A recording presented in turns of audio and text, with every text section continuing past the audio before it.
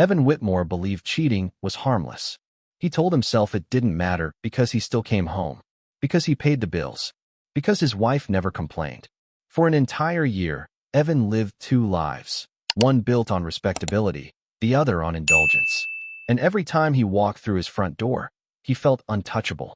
What he didn't know was that while he was busy covering his tracks, someone else was documenting them.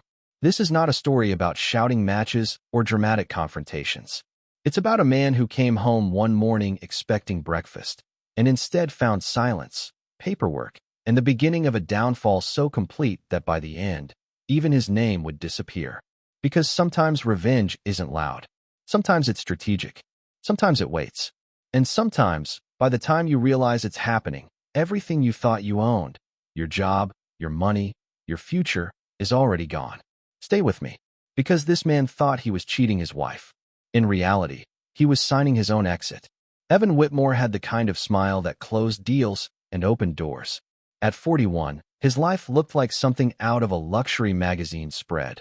The sharp suits, the polished demeanor, the effortless confidence that came from years of winning. He was an executive at one of Chicago's most respected financial compliance firms, the kind of man investors called when they needed someone steady, someone smart, someone they could trust with millions. His Lake Forest home was testament to that success. 6 bedrooms, marble countertops, floor-to-ceiling windows that overlooked landscaped gardens his wife maintained with quiet precision. Margaret Whitmore was the picture of grace, always perfectly composed at charity galas, always supportive during his late-night conference calls, always there with a warm dinner and a softer smile. From the outside, they were the ideal couple. Stable, successful, enviable. But Evan had grown bored. Not with his job. He still loved the thrill of navigating complex financial regulations, the power that came with his title. No, he was bored with predictability, with routine, with a wife who never pushed back, never demanded more, never questioned where he'd been or why he smelled like unfamiliar perfume when he finally came home. So he strayed. Not once, but repeatedly. Not out of passion, but entitlement. It started innocuously. A flirtation at a conference in New York, a dinner that ran too late in Austin, a hotel room in Miami where a woman half his age laughed at jokes that weren't particularly funny. Evan told himself these encounters meant nothing. They were stress relief, a harmless indulgence for a man who worked hard and deserved to enjoy himself. Margaret never suspected a thing, or so he believed. She still packed his suitcases with careful precision, still sent him texts that ended with "drive safe" and "miss you." Still attended his firm's holiday parties with that serene smile that made everyone say how lucky he was. And Evan agreed. He was lucky. Lucky to have a wife who didn't nag, didn't pry, didn't complicate his freedom with inconvenient emotions. What he never noticed was that Margaret had stopped asking questions entirely, that her texts had become shorter, that her smiles no longer quite reached her eyes. He mistook her silence for ignorance, her patience for weakness. It was the biggest mistake of his life. Evan Whitmore believed boredom was the enemy of success. At 41, he had everything most men wanted: an executive role at a Chicago-based financial compliance firm, a 6-bedroom home in Lake Forest, a wife who handled everything quietly, and a reputation as the safe pair of hands investors trusted. What he didn't have anymore was excitement. The first time Evan cheated, he felt a flicker of guilt. It was during a regulatory conference at the Waldorf Astoria in New York, 3 years into his marriage. A corporate lawyer from Boston, sharp, ambitious, wearing a dress that cost more than most people's rent, had approached him at the hotel bar. They'd talked about compliance frameworks and investment law, and somewhere between the second martini and her hand on his arm, Evan had made a choice. The next morning, he'd flown home to Margaret, kissed her forehead, and felt the guilt dissolve like sugar in coffee. Because nothing had changed. His marriage was intact. His life was still perfectly ordered. Margaret had made him breakfast, asked about his trip with genuine interest, and never once looked at him like she knew. That's when Evan learned an important lesson. If there were no consequences, was it really wrong? Over the next year, the guilt disappeared entirely. Cheating became normalized, systematized, woven seamlessly into the fabric of his professional life. Conference overruns in New York became weekend affairs with a marketing executive who thought his ambition was sexy. Regulatory summits in Austin meant dinners with a law school professor who appreciated his intellect. Long nights that should have ended in his office instead concluded in hotel rooms with women who admired his power and laughed at his jokes. Evan was meticulous. He paid for everything in cash, used a separate credit card for his extracurricular activities, never took calls from his mistresses when he was home. He created elaborate backstories about client emergencies and last-minute meetings, stories so detailed and delivered with such confidence that even his colleagues believed them. His favorite was Vanessa, a financial analyst he'd met at a conference in Miami. She was 28, beautiful, ambitious, and completely uninterested in commitment. They met quarterly in whatever city his work took him to, and for 48 hours at a time, Evan got to be someone else. Someone spontaneous. Someone who stayed out until 3 in the morning and ordered room service at dawn. Someone who wasn't trapped in the predictable rhythm of marriage. Margaret never questioned any of it. When he came home from his trips, sometimes smelling like perfume he didn't recognize, sometimes with lipstick traces he'd missed on his collar, she simply did his laundry, restocked his suitcase, and asked if he'd had productive meetings. Her lack of curiosity felt like permission. Evan began to take more risks. He stopped being careful about which hotels he chose, stopped worrying about colleagues who might see him. After all, everyone in his world seemed to have their own secrets, their own arrangements. Corporate America was built on discretion, on understanding that successful men had needs that transcended conventional morality. His friends at the firm, men who also traveled frequently, who also came home with vague explanations, never judged him. They exchanged knowing glances at business dinners, made subtle jokes about conference benefits, and treated infidelity like an executive perk. Evan's life had become a perfectly balanced equation. At work, he was the consummate professional, sharp, reliable, the man you wanted handling your company's most sensitive compliance issues. At home, he was the devoted husband, present at important events, generous with gifts, never raising his voice or creating conflict. And on the road, he was free, unencumbered, alive in ways that his marriage no longer made him feel. Margaret was the ideal wife for this arrangement. She was beautiful enough to make him look good at social functions, competent enough to handle their household without his involvement, and passive enough not to interfere with his freedom. She attended the charity galas, knew which wine to serve at dinner parties, sent thank-you notes to his colleagues' wives, and maintained the kind of home that signaled success. Her only flaw, if you could call it that, was her predictability. Margaret woke at 6 every morning, ran exactly 3 miles through their neighborhood, returned to make breakfast while listening to jazz, spent her afternoons on volunteer work or maintaining their home, and had dinner ready by 7:30. She read before bed, always fiction, always with that same serene expression that suggested nothing in the world could disturb her peace. Evan found it boring, suffocating, even.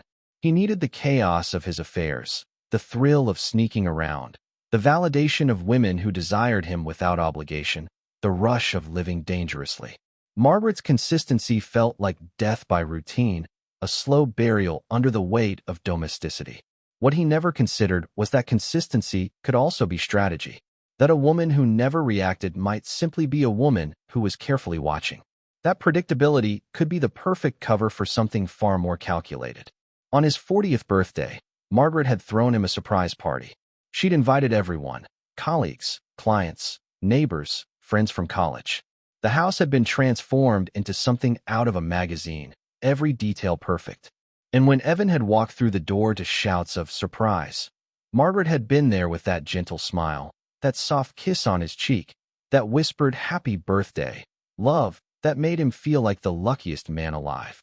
He'd given a speech that night, champagne in hand, about how grateful he was for his incredible wife, his amazing life, his unshakable foundation. People had applauded. Margaret had blushed modestly. And 3 days later, Evan had flown to Seattle for a client meeting that was actually a weekend with Vanessa at the Four Seasons. He'd sent Margaret a text from the airport, made it safely. Miss you already. Her response had come immediately, drive safe. Love you. Evan had smiled, pocketed his phone, and boarded the plane without a second thought. He was untouchable, successful, smart enough to keep his world separate. And Margaret was exactly what she'd always been. Quiet, predictable, blind. At least, that's what he believed.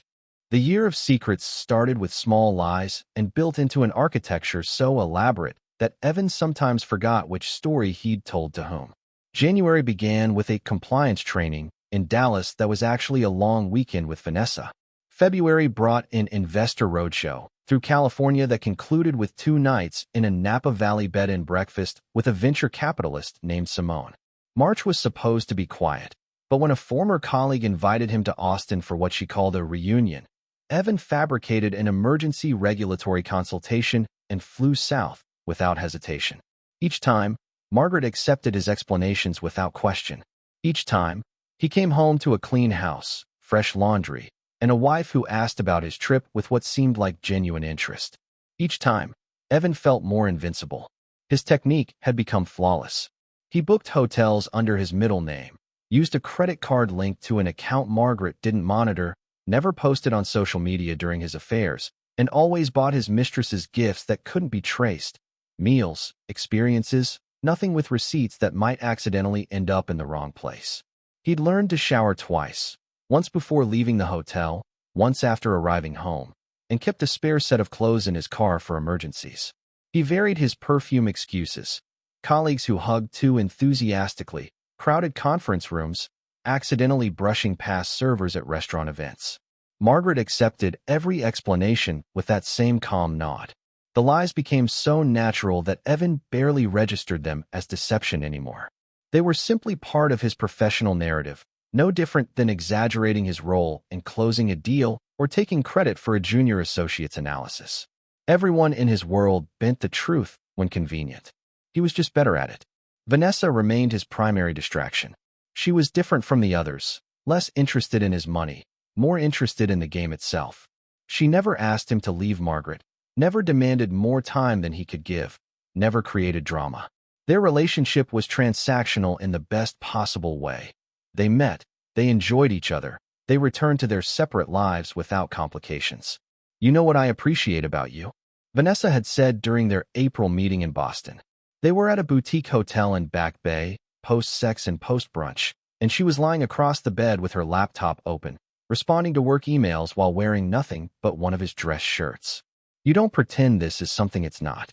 You don't make promises about leaving your wife or talk about feelings. It's honest. Evan had laughed at the irony. Honest. Within the context, she'd clarified with a smirk. You're honest about being dishonest. Most men lie to their mistresses too. Tell us we're special, that they'll change their lives for us. You don't do that. You show up, we have fun, you go home. It's refreshingly transactional. He'd felt oddly proud of that assessment. He wasn't like those pathetic men who fell in love with their affairs and blew up their lives. He had control, discipline. He was smart enough to keep the fun separate from the foundation. By summer, Evan had perfected his system so completely that he barely thought about it anymore.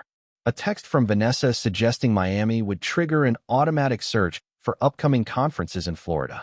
An attractive woman at a business dinner would prompt a mental calculation of which upcoming trip might accommodate a detour. His life had become a game of optimization, maximizing pleasure while minimizing risk. Margaret continued her routine unchanged. She woke at 6, ran her 3 miles, made breakfast while listening to Coltrane or Ella Fitzgerald, spent her days volunteering at the Lake Forest Community Center or tending their garden. She attended every function Evan needed her at, always perfectly dressed, always gracious, always making him look good. The only thing that had changed, though Evan didn't notice it, was that she'd stopped initiating conversation. She still responded when he spoke, still asked appropriate questions, still maintained the appearance of engagement. But she no longer volunteered information about her day, no longer suggested weekend plans, no longer sent him midday texts about small moments or funny observations. Her messages to him had become purely functional. What time will you be home? Do you need anything from the store? Reminder, dinner at the Hendersons on Saturday. Evan assumed this was natural evolution. Married couples didn't need constant communication. The comfortable silence of long-term partnership. He actually appreciated that Margaret wasn't clingy like some of his friends' wives, always demanding attention and emotional labor. In August, during a supposed 3-day compliance audit in Phoenix, Evan spent 72 hours with a tax attorney named Gabrielle who worked for a firm that occasionally partnered with his. They never left the hotel. It was the most reckless he'd been yet. Phoenix was where one of his major clients was based, where colleagues might spot him. But the danger added excitement, and Evan felt bulletproof. He returned home on a Tuesday evening, slightly sunburned from the hotel's rooftop pool, carrying a small cactus he'd bought at the airport as a joke gift for Margaret. She was in the kitchen when he arrived, preparing what looked like salmon and asparagus. "How was Arizona?" she asked without turning around. "Hot. Tedious. You know how these audits are." The lies rolled out effortlessly. "Spent most of 3 days in a conference room reviewing documentation. But we got everything sorted." "That's good." Margaret plated the salmon with precise movements. "Dinner's ready." They ate in companionable silence. Evan talked about a colleague's incompetence during the audit, about the terrible coffee in the conference facility, about looking forward to sleeping in his own bed. Margaret listened, nodded, asked 1 or 2 follow-up questions that suggested she was paying attention. After dinner, she disappeared upstairs while Evan watched the Cubs game in his study. When he finally went to bed around midnight, Margaret was already asleep, curled on her side facing away from him, breathing steadily in the darkness. Evan fell asleep feeling satisfied. Another successful trip. Another seamless deception. Another confirmation that he'd built the perfect system. What he didn't know was that while he'd been in Phoenix with Gabrielle, Margaret had been in downtown Chicago with a forensic accountant, a divorce attorney, and a private investigator. The game was already over. He just didn't know it yet. To everyone who knew them, Margaret Whitmore was the embodiment of grace under comfort. She was the woman other wives envied, elegant without trying, competent without showing off, supportive without being a doormat. At charity events, she knew exactly what to say to major donors. At dinner parties, she could talk literature with the academics and investments with the bankers. She made hosting look effortless. Evan's colleagues' wives often commented on how lucky he was. "Margaret is just so together," they'd say with a mixture of admiration and envy. "How does she manage everything so beautifully?" What they saw was the performance. What they didn't see was the strategy beneath it. Margaret had grown up in Atlanta, the daughter of a civil rights attorney and a university professor. Her parents had taught her early that power wasn't always loud, that the most dangerous people in any room were often the ones who stayed quiet and observed.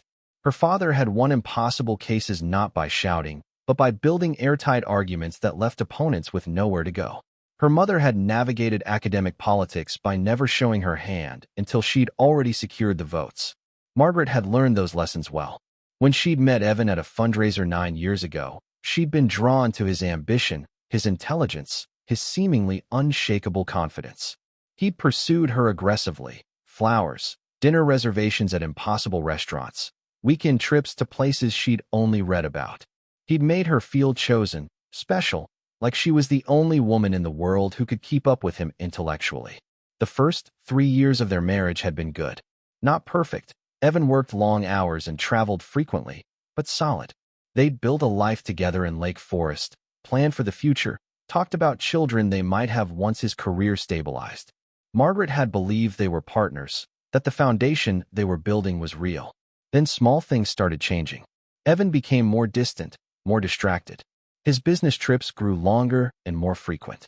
He stopped sharing details about his work, stopped asking about her day with genuine curiosity. Their conversations became transactional, logistics and schedules rather than dreams and ideas. Margaret noticed, but didn't react. She'd learned from watching her parents that responding to every slight, every distance, every small betrayal was exhausting and ineffective. Better to wait, to observe, to understand the full pattern before making a move. The first concrete evidence came on a Tuesday in April, almost exactly a year before the morning Evan would find the black folder. Margaret had been looking for their tax documents in Evan's study when she'd found a credit card statement he'd left in an unlocked drawer. It was from an account she didn't recognize, one he'd never mentioned. The charges told a story: luxury hotels in cities where Evan had supposedly stayed at conference centers. Expensive dinners for 2 during trips he'd claimed were solo. Jewelry from a boutique in Miami purchased during a weekend Margaret distinctly remembered him being in Cleveland for an emergency client meeting. She'd stood in his study for a long time, the statement in her hands, feeling something cold and clarifying settle in her chest. Not heartbreak. That would come later, in private moments, but recognition. understanding. Her husband was cheating, probably had been for a while, and he thought she was too stupid, too complacent, or too dependent to notice. Margaret had carefully photographed every page of the statement, replaced it exactly where she'd found it, and closed the drawer. Then she'd gone downstairs, put on her running shoes, and completed her usual 3-mile route through the neighborhood while her mind worked through possibilities. She could confront him immediately, scream, cry, demand explanations. It's what most betrayed wives did, and it almost never worked out in their favor. The husband would apologize, promise to change, maybe even briefly reform. But the underlying contempt that allowed him to cheat in the first place would remain. And Margaret would be marked as the suspicious wife, the woman who'd made a scene, the one who couldn't keep her husband satisfied. Or she could leave immediately, file for divorce, split their assets, start over. But that felt reactive, impulsive. It would hurt her as much as it hurt him, maybe more. Illinois divorce law was complex, and Evan had more financial expertise and better connections to aggressive attorneys. No, if Margaret was going to respond to this betrayal, she was going to do it right, comprehensively, with the same precision Evan applied to his compliance work. She was going to destroy him so completely that he'd never see it coming. Over the next 6 months, Margaret became a woman with a secret mission. To the outside world, nothing changed. She maintained her routines, attended social functions, kept their home immaculate, played the role of devoted wife without missing a beat.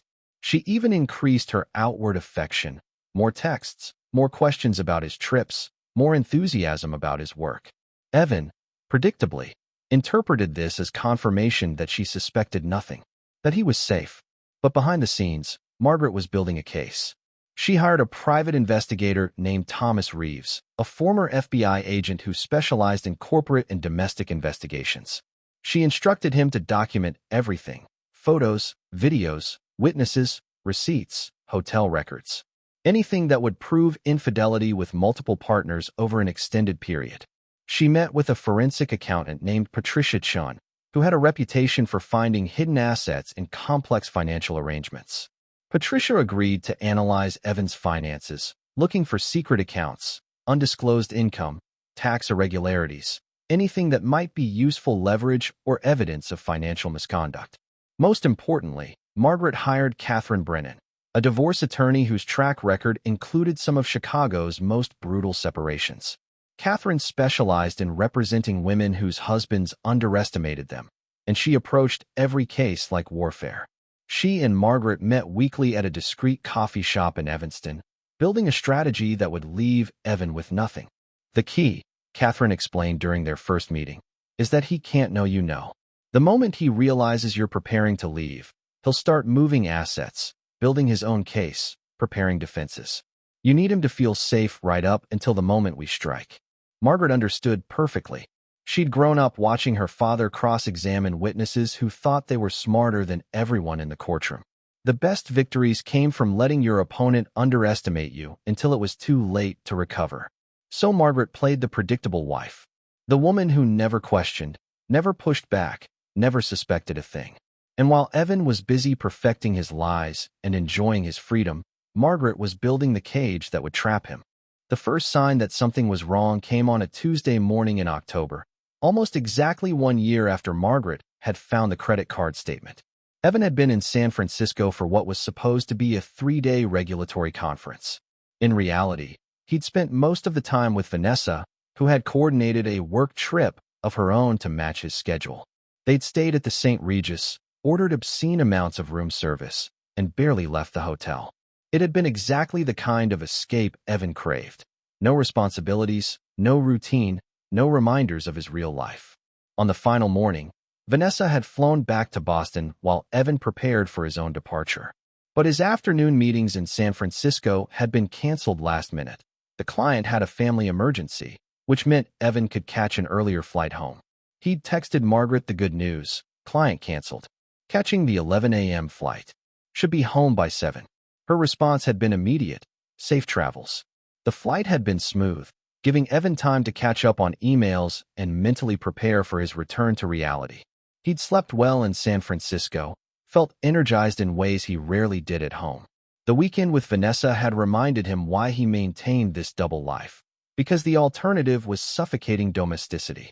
By the time his Uber pulled into their Lake Forest driveway, the October sun was beginning its descent, painting their neighborhood in golden light. Evan paid the driver, grabbed his carry-on, and walked to the front door with that familiar transition feeling, from freedom back to responsibility, from excitement back to predictability. He expected the usual, the smell of whatever Margaret was cooking, jazz playing softly from the kitchen speakers, maybe wine already poured, since she'd known he was coming home early. Perhaps she'd even made something special to welcome him back. Instead, he opened the door to silence. Complete, unsettling silence. "Margaret," Evan called out, setting his bag down in the foyer. No response. He walked through the first floor, expecting to find her reading in the living room or working in her home office. Nothing. The kitchen was spotless but empty. No dinner preparations, no evidence that anyone had been there recently. Even the coffee maker, which Margaret used religiously every morning, was clean and cold. Evan felt the first flutter of concern. Margaret's routines were ironclad. She was always home by this time. Even when she had evening volunteer commitments, she'd text him about it. He pulled out his phone and checked their text thread. His message about catching the early flight was there, along with her brief response. But nothing since then. No explanation about where she might be. He tried calling her. The phone rang 5 times before going to voicemail. "Hey, it's me. I'm home, but you're not here. Just checking if everything's okay. Call me back." Evan wandered upstairs, his unease growing. Their bedroom was pristine, bed made with hospital corners, pillows arranged symmetrically, not a single item out of place. Margaret's side of the closet appeared unchanged. Her toiletries were still in the bathroom. Her car keys weren't on the hook by the garage door, which meant she'd driven somewhere. But where? And why hadn't she mentioned it? He went back downstairs, trying to think logically. Maybe she'd had an emergency with one of her volunteer organizations. Maybe a friend needed help with something. Maybe she'd simply lost track of time. There were perfectly reasonable explanations. That's when he noticed the black folder on the marble kitchen island. It was positioned precisely in the center, impossible to miss. A single folder, legal-sized, matte black, with no label or marking. Evan approached it slowly, something primal in his gut telling him this was not good. This was not a grocery list or event reminder or household document. He opened it. The first page was a cover sheet with a single sentence in bold. Whitmore v. Whitmore, dissolution of marriage. Evan's breath caught. His hands, suddenly unsteady, flipped to the next page. Printed emails. His emails. Messages to Vanessa about meeting in Miami, coordinating schedules, planning their next escape. Exchanges with Simone about a weekend in Napa. Flirtatious texts with Gabrielle about meeting in Phoenix. All of it. Every affair, every lie, every moment he'd thought was secret. The next section was financial records. Credit card statements from the account he'd thought was private, showing hotel charges, restaurant receipts, jewelry purchases. Bank records showing cash withdrawals on days that corresponded with his trips. Travel receipts that contradicted the conferences he'd claimed to attend. Then came the photographs. High-quality surveillance photos. Evan kissing Vanessa outside the St. Regis. Evan holding hands with Simone at a Napa Valley winery. Evan and Gabrielle entering a Phoenix hotel together. Each photo was time-stamped and location-tagged, leaving no room for alternative explanations. There were dozens of them. Months' worth of documentation. A comprehensive chronicle of his secret life, laid out with the precision of a federal prosecution. Evan felt his legs go weak. He had to grip the counter to stay upright. His mind raced through possibilities. How long had she known? Who had helped her? How much evidence was there beyond what was in this folder? He kept flipping pages with shaking hands. Legal documents. A petition for dissolution of marriage filed with Cook County Circuit Court. Allegations of adultery, emotional abandonment, financial deception. Requests for emergency relief. Temporary orders protecting marital assets, freezing joint accounts, preventing him from dissipating or hiding resources. More pages. Detailed financial analyses from a forensic accountant, showing every dollar he'd spent on his affairs, calculating the marital funds he'd misappropriated for personal indulgence. Projections of asset division. Calculations of spousal support based on their respective earning capacities. Then, near the end, a list of names. Hotels where he'd stayed. Restaurants where he'd eaten. Airlines he'd flown. More than that, names of colleagues who might have witnessed his behavior, conference schedules showing he'd missed sessions he'd claimed to attend, calendar discrepancies proving his lies. The final page was a notarized statement from Margaret herself, dated 2 weeks earlier, declaring under oath the history of his infidelity, the impact on their marriage, and her decision to end their relationship permanently. At the bottom, in Margaret's precise handwriting, was a single additional sentence. I hope it was worth it. Evan sank into one of the kitchen chairs, the folder still in his hands, his mind unable to process what he was seeing. This wasn't a discovery. This wasn't a confrontation. This was a completed investigation.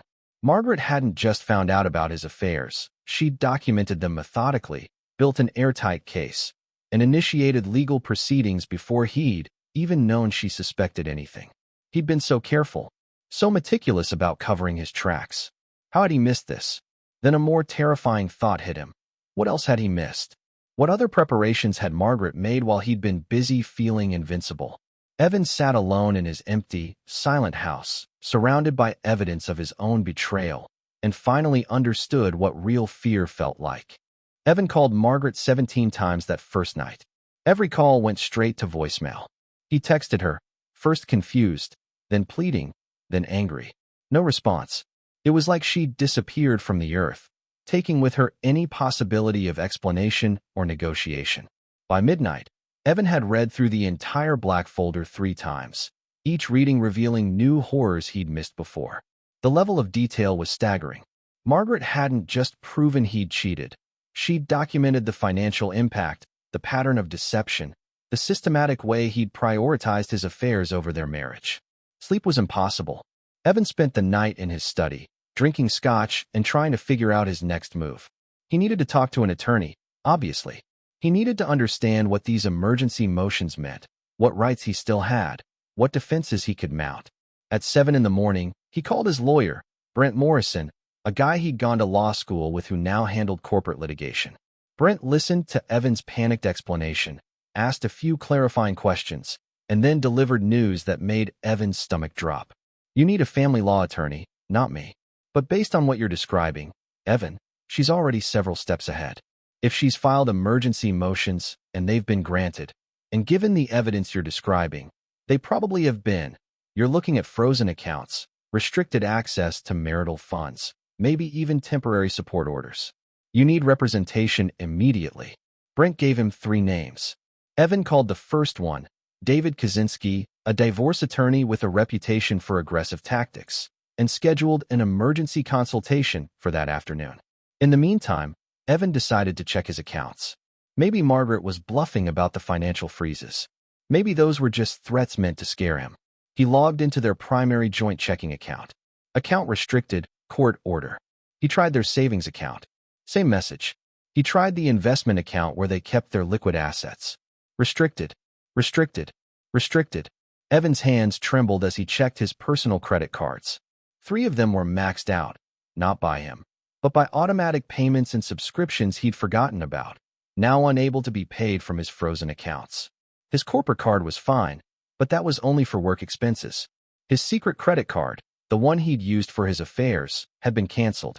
When he called the bank, they informed him the account had been closed due to discrepancies flagged during a fraud investigation. Margaret had systematically cut off his access to money. Every account, every card, every source of funds. How was this even legal? The meeting with David Kaczynski that afternoon provided some answers, none of them good. Your wife filed for an emergency hearing last week, Kaczynski explained, sliding a copy of the court order across his desk. The judge granted temporary relief based on evidence of financial misconduct, specifically, your use of marital funds to support extramarital affairs. Illinois law allows courts to prevent a spouse from dissipating marital assets during divorce proceedings, especially when there's evidence of wasteful spending. But I need money to live, Evan protested. I have a mortgage, car payments, expenses. The order provides you with a monthly allowance from the marital accounts. $5,000. That's what the judge determined was reasonable for your basic needs while the divorce proceeds. $5,000. My mortgage alone is $6,500. Kaczynski nodded grimly. Which is why you'll need to negotiate with your wife's attorney about payment arrangements. Your wife is still living in the marital home, correct? I don't know where my wife is, Evan admitted. She's not answering my calls. Then she's probably been advised not to communicate with you directly. All contact will go through attorneys now. Kaczynski flipped through more paperwork. There's more you need to know. Your wife has filed a motion to preserve your employment records, which means your firm will likely be subpoenaed for information about your travel, expense reports, and use of company resources. If there are discrepancies between your reported business trips and your actual activities. Jesus Christ. Evan felt the walls closing in. She's trying to get me fired. She's building a case that you used marital funds and potentially company resources to facilitate affairs. If your employer discovers you falsified travel reports or expense claims. I never falsified anything, Evan interrupted. I was always at the cities I said I was at. I just did other things while I was there. Kaczynski gave him a look that suggested he'd heard this particular rationalization many times before. The question is whether you represented personal expenses as business expenses or whether you used business trips to conduct personal affairs while billing your employer for time you weren't actually working. That's between you and your company's ethics board. The implications hit Evan like a physical blow. His reputation at the firm was built on integrity, on being the guy who always played by the rules. If his colleagues discovered he'd been conducting affairs during business trips, claiming to be in compliance meetings while actually in hotel rooms with mistresses, it wouldn't matter that he'd technically been in the right cities. The optics alone would be devastating. How do I protect myself? Evan asked, hearing the desperation in his own voice. Honestly, you cooperate fully with the divorce proceedings, hope your wife is willing to settle rather than go to trial, and pray the evidence doesn't make it to your employer. Kaczynski leaned back in his chair. Mr. Whitmore, I've handled dozens of divorce cases involving infidelity, but I've rarely seen documentation this comprehensive. Your wife, or whoever she hired, didn't miss anything. Every affair, every expense, every lie. She's got it all. Evan left Kaczynski's office feeling hollowed out.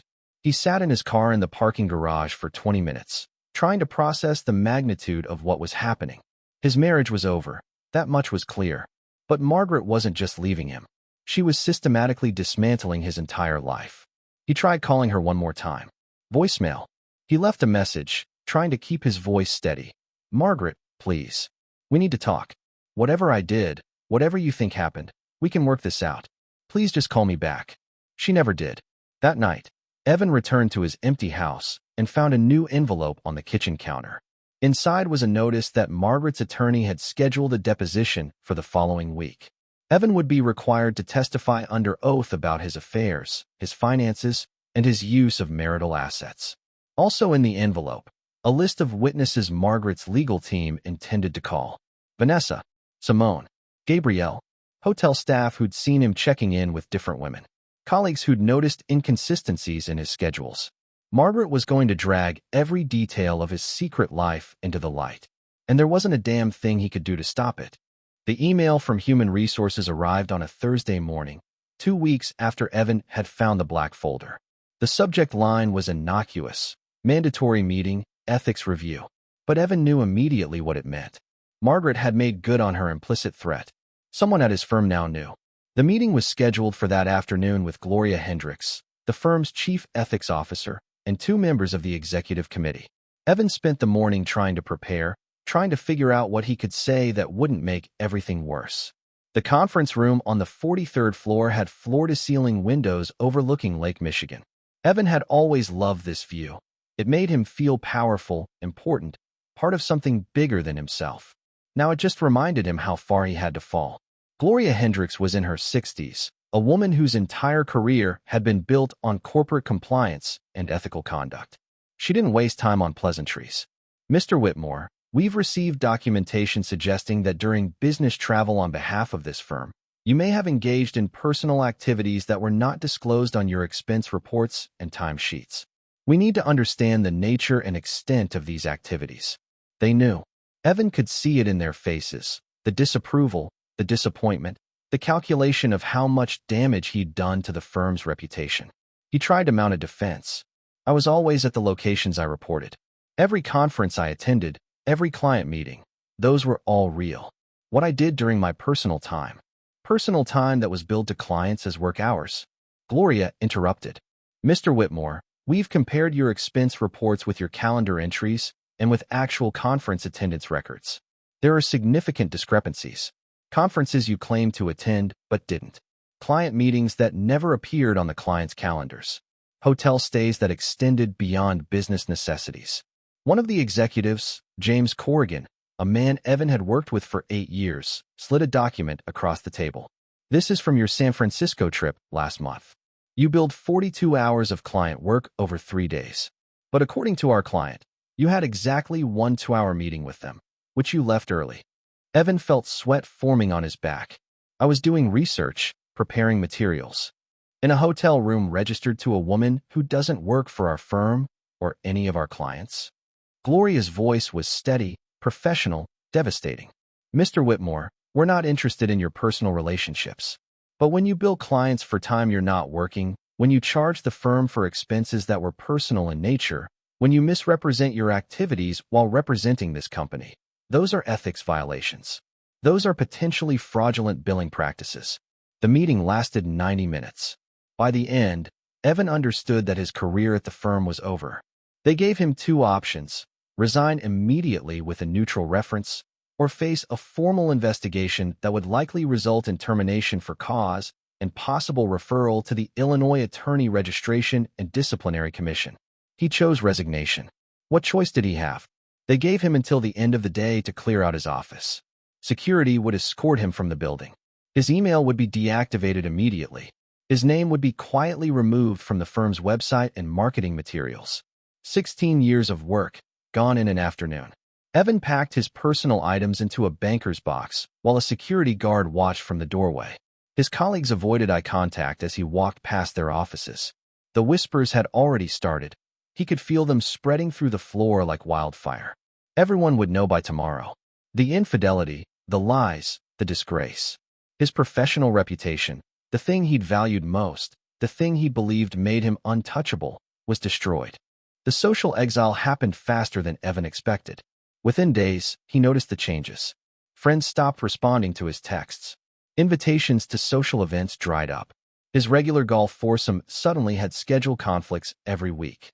The worst was the Lake Forest Community Association Fall Gala, an event Evan and Margaret had attended together for 8 years. Evan had already purchased his ticket before everything fell apart, and he decided to go anyway. Maybe as a gesture of normalcy, maybe just out of spite. It was a mistake. He arrived alone to a room full of couples who'd socialized with him for years. The moment he walked in, conversations stopped. People who'd laughed at his jokes at last year's event now turned away. When he approached his usual circle, colleagues, neighbors, friends he'd had dinner with dozens of times, they made polite excuses and scattered. No one wanted to be associated with him. Not because they were particularly moral. Half the men in that room probably had their own secrets. But Evan had been caught. He'd been publicly humiliated. He was radioactive. He left after 20 minutes, drove home to his empty house, and finally let himself feel the full weight of what he'd lost. The financial reality became clear over the following weeks. With his accounts frozen, his employment terminated, and his legal bills mounting, Evan was hemorrhaging money he didn't have. Kaczynski was charging $600 an hour. The mortgage on the Lake Forest house was $6,500 monthly, money Evan no longer had access to. His car lease, his insurance, his basic living expenses, all of it was suddenly impossible. He called his parents, something he hadn't done in months. His father, a retired pharmacist in Indiana, listened to Evan's carefully edited explanation of the situation, focusing on the divorce, minimizing the infidelity, and then delivered his verdict. You made your bed, son. I'm sorry, but we can't help you financially. Your mother and I are on a fixed income. Evan's friends from college, the guys he'd gone to business school with, none of them returned his calls asking for loans. Everyone was suddenly too busy, too stretched themselves, too uncomfortable with the situation. Within a month of the black folder appearing on his kitchen counter, Evan had lost his job, his social standing, his financial security, and his support network. He was living in his house, but couldn't afford to keep it. He was driving a car he'd have to return when the lease ended. He was wearing suits that would soon need to be sold. Margaret had been right. The revenge wasn't loud. It was strategic. It was comprehensive. And it was working. Evan's deposition was scheduled for a Monday morning in November in a conference room at Margaret's attorney's office in downtown Chicago. He arrived with Kaczynski, prepared to answer questions about his affairs, his finances, his lies. Catherine Brennan, Margaret's attorney, was exactly as intimidating as her reputation suggested. She was in her 50s, with silver hair pulled back severely, wearing a suit that probably cost more than Evan's monthly allowance. The deposition lasted 6 hours. Catherine walked him through every affair, every trip, every expense, every lie. She had evidence for everything: photos, receipts, testimony from witnesses. There was no room to minimize, no space to reframe the narrative. Mr. Whitmore, you spent approximately $87,000 of marital funds on extramarital affairs over the course of 14 months. Is that correct? I don't know the exact amount. Well, I do. She slid a document across the table. My forensic accountant calculated it. Hotels, restaurants, gifts, travel that wasn't actually business-related. $87,000. While your wife was volunteering at community centers and managing your household. Evan had no response. Did you ever once consider how your actions would impact her? Of course I. Did you ever think about the fact that she was being faithful while you were in San Francisco with Miss Chun? Or Miami with Ms. Rodriguez? Or Phoenix with Miss Taylor? The names, the cities, the details, all of it laid out like a prosecution. Evan felt himself shrinking under the weight of his own choices. By the end of the deposition, he understood that this wasn't just about divorce. Margaret wanted him to feel every bit of the humiliation she must have felt. She wanted him to see himself clearly, not as the powerful executive he'd believed he was, but as the selfish, entitled man he'd actually become. When it was finally over, Evan walked out of the building into the cold Chicago afternoon and realized he had nowhere to go. The house would have to be sold. His car would have to be returned. His life as he'd known it was over. And Margaret, the predictable wife he'd underestimated so completely, had orchestrated the entire collapse without ever raising her voice.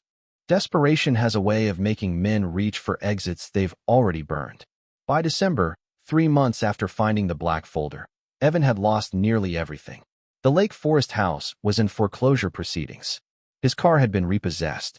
He'd moved into a studio apartment in Evanston that smelled like old carpet and someone else's cigarettes, a far cry from the life he'd built over 16 years. But there was one door he hadn't tried yet. One person who'd seemed different from the others, who'd understood their relationship for what it was, who'd explicitly said she didn't want complications. Vanessa.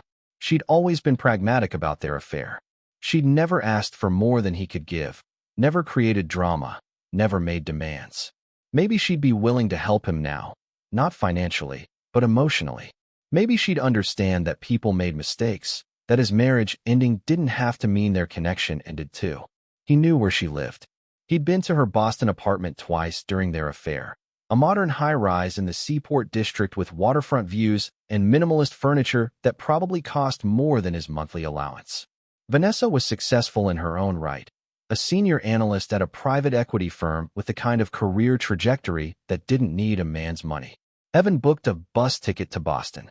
He couldn't afford to fly anymore, and his credit cards were maxed out from legal fees. The bus ride took nearly 24 hours with connections, giving him plenty of time to rehearse what he'd say. I know I messed up. I know this is complicated. But what we had was real, wasn't it? You understood me in ways Margaret never did. Maybe we could try something actual now, not sneaking around, but something honest. He arrived in Boston on a Friday evening, exhausted and wrinkled from sleeping on the bus. He'd texted Vanessa earlier in the week, just checking in, seeing how she was, nothing that revealed his desperation. She'd responded pleasantly, but briefly. He took that as a good sign.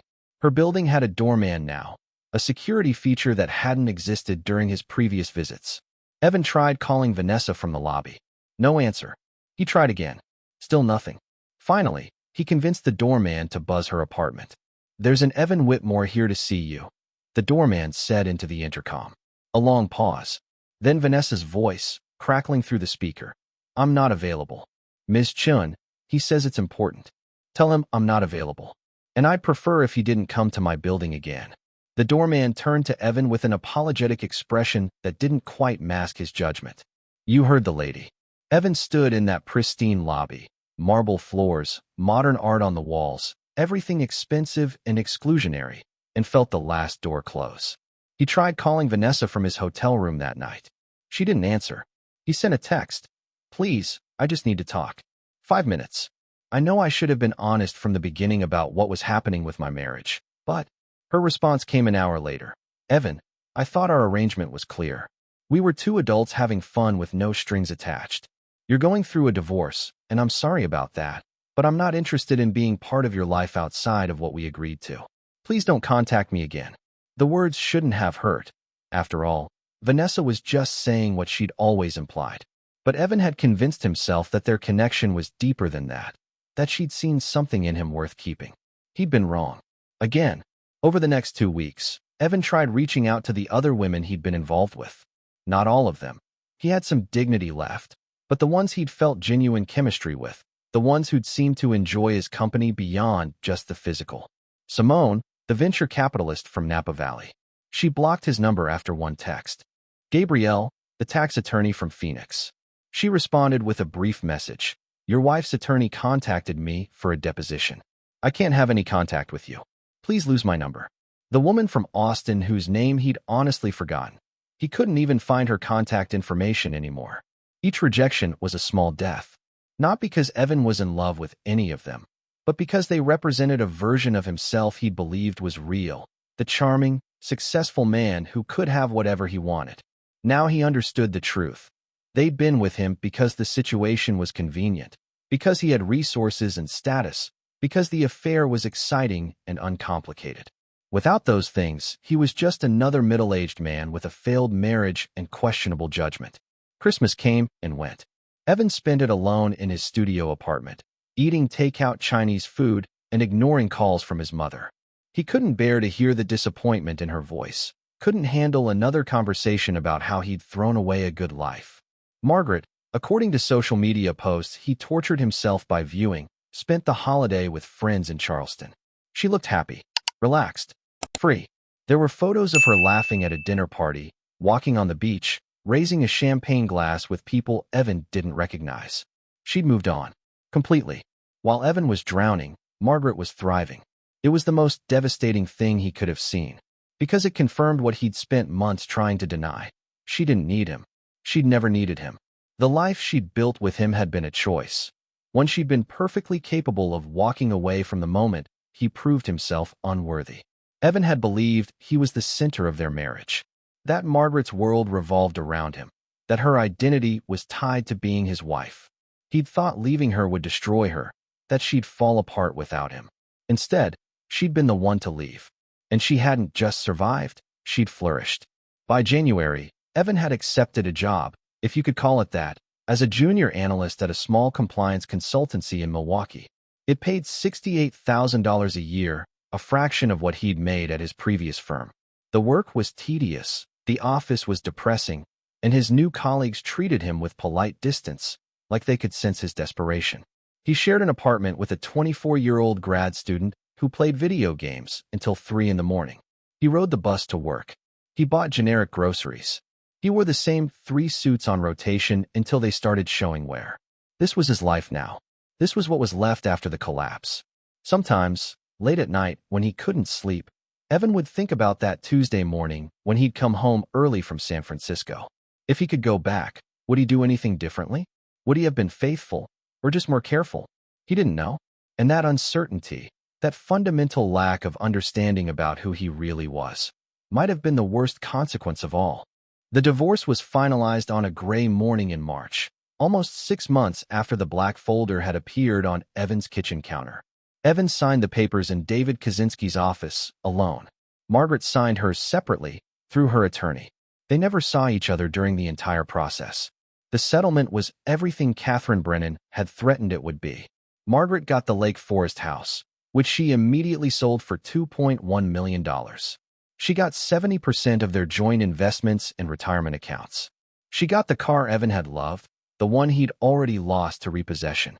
She got compensation for the marital funds Evan had spent on his affairs, every dollar documented, every expense accounted for.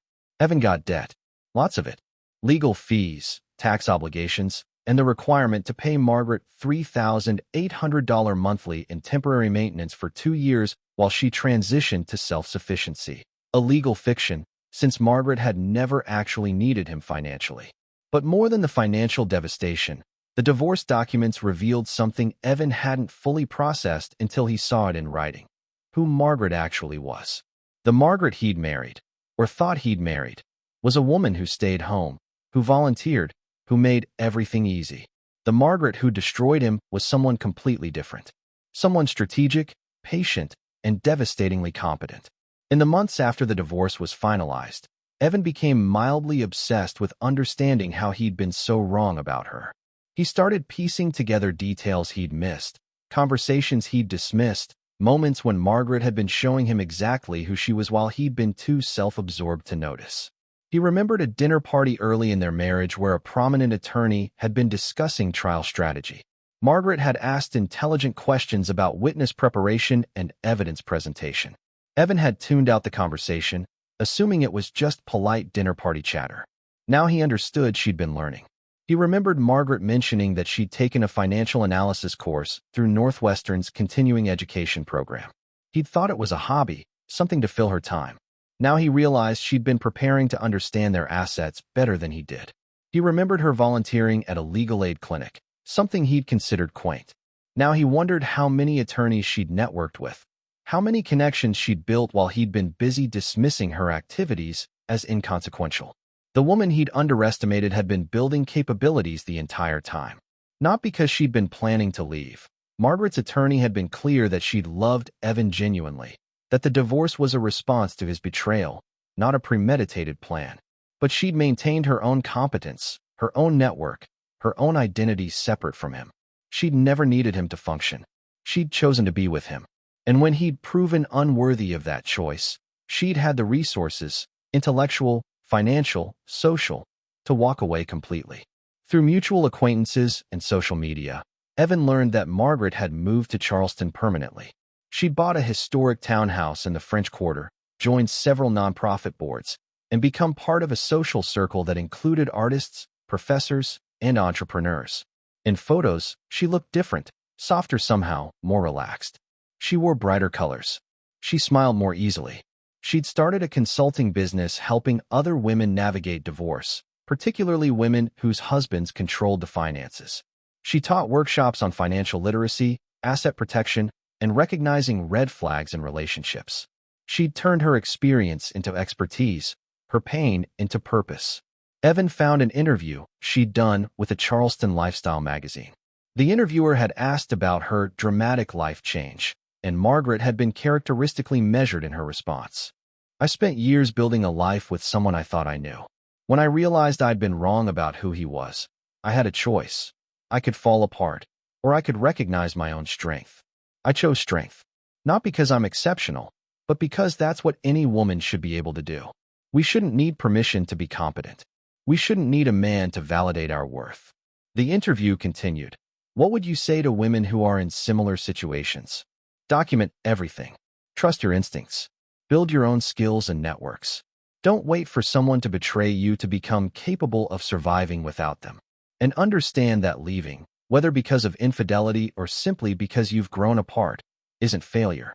Sometimes the strongest thing you can do is walk away from something that's no longer serving you." Reading those words, Evan felt something he'd been avoiding for months: shame. Not embarrassment about being caught, not anger about consequences. Actual shame about who he'd been, how he'd treated someone who deserved better. Margaret hadn't been his enemy. She'd been his partner, and he'd betrayed her systematically while convincing himself it didn't matter. He'd treated her like a prop in his life rather than a person with her own depth and dignity. And when she'd finally responded, she'd done it with more integrity than he'd shown her during their entire marriage. She could have destroyed him publicly. She could have sent the evidence of his affairs to his colleagues, his clients, his family. She could have posted their story on social media, made him a cautionary tale for her own benefit. Instead, she'd kept everything private. She'd used the legal system precisely as designed, to end a marriage, divide assets, and move forward. She'd never badmouthed him publicly, never turned their mutual friends against him through gossip, never sought revenge beyond what the divorce itself provided. Her power had been in her restraint, in her refusal to sink to his level, in her ability to walk away with dignity intact. Evan understood now, too late, that he'd lost more than a marriage. He'd lost the opportunity to be partnered with someone extraordinary.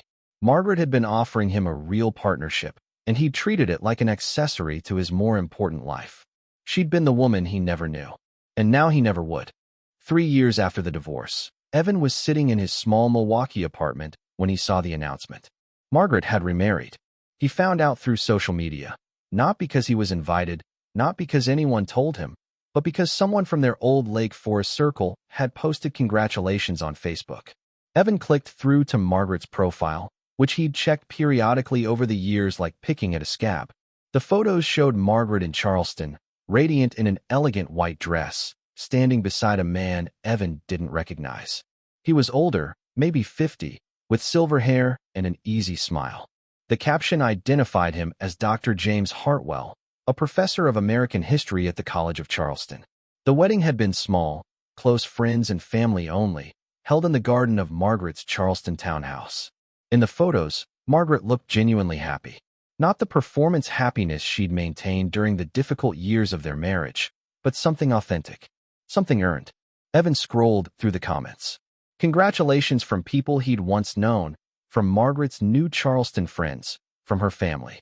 Her father had posted, "So proud of my daughter for building a life of purpose and finding someone who truly deserves her." That line hit harder than it should have. Someone who truly deserves her. The implication was clear, Evan hadn't. He'd had something precious and he'd squandered it through entitlement and selfishness. He closed the laptop and sat in his quiet apartment, feeling the weight of everything he'd lost settle over him like a heavy blanket. Not just Margaret, though that was part of it, but the entire life he'd built, the person he'd been, the future he'd imagined for himself. Evan was 45 now. He'd spent the last 3 years in Milwaukee, working at the small compliance consultancy, living in modest apartments, trying to rebuild some semblance of stability. He'd paid off most of his legal debts. He'd finished the maintenance payments to Margaret. He'd slowly, painfully, climbed out of the financial hole he'd dug for himself. But some things couldn't be rebuilt. His reputation in Chicago was permanently destroyed. Every Google search of his name brought up his resignation from the firm, his divorce, his disgrace. His old friends had moved on without him. His parents had passed away, his father from a heart attack 2 years ago, his mother from complications of dementia 6 months later. Evan had attended both funerals alone. He'd tried dating a few times. Brief relationships with women who seemed nice enough but could sense something broken in him. Women who asked about his past and received carefully edited versions that still somehow revealed too much. Women who eventually realized that Evan was carrying damage too deep to ignore. None of the relationships lasted more than a few months. Evan would sabotage them, not through cheating this time, but through emotional unavailability, through the wall he'd built around himself after Margaret's revenge had taught him how badly intimacy could hurt. He'd become a cautionary tale, one of those men whose best years were behind him, who lived quietly and alone, who worked jobs below their capabilities because they'd burned bridges they could never rebuild. Sometimes, late at night, Evan would think about that black folder. About the morning he'd come home expecting everything to be normal, and instead found his entire life disassembled into documented evidence. He'd replay the moment over and over, wondering if there had been signs he'd missed, warnings he'd ignored. The truth was more painful than that. There had been many signs. Margaret's decreasing engagement, her shorter texts, her stopped asking questions, the way she'd seemed to pull back emotionally while maintaining all the surface appearances. Evan had noticed all of it and interpreted it as permission, as confirmation that she didn't care enough to fight for their marriage, that she was content with the shallow partnership he was offering. He'd been so wrong. She hadn't been disengaging. She'd been protecting herself, building a case, preparing for a future without him. And when she'd finally acted, it had been with the precision of someone who'd thought through every possible consequence. She hadn't been impulsive or emotional. She'd been strategic and thorough. She'd treated their divorce the way a prosecutor treats a complex case, with documentation, evidence, and an understanding of exactly what she needed to prove. Evan had lost because he'd underestimated her, because he'd believed his intelligence and success made him untouchable. Because he'd thought a quiet wife was a weak wife. Margaret had taught him, painfully, completely, that he'd been wrong about everything. 5 years after the divorce, Evan saw Margaret one last time. He was in Charleston for a compliance conference, his first time back in the city since before everything fell apart.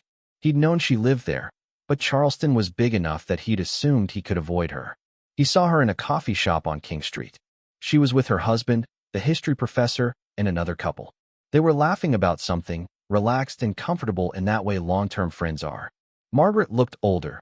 She'd be 43 now, but somehow more herself than she'd ever been during their marriage. Evan watched from across the street for a moment, hidden behind a store window.